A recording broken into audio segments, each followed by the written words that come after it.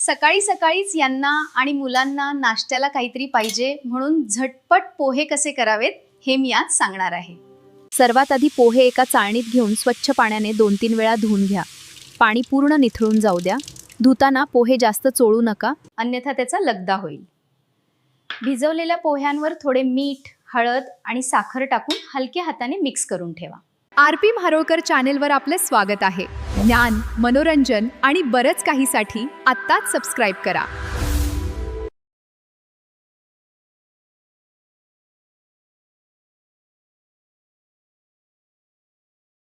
त्याच तेलात मोहरी टाका, जिरे, हिंग, कढीपत्ता, हिरव्या मिरच्या टाका।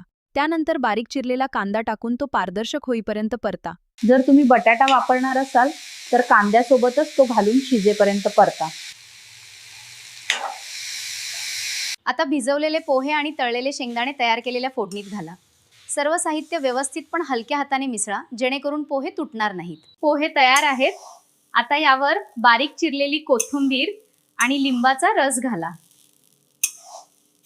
नेहमी जाड्या पोह्याचा वापर करा कारण पातळ पोहे लगेच चिकट होतात।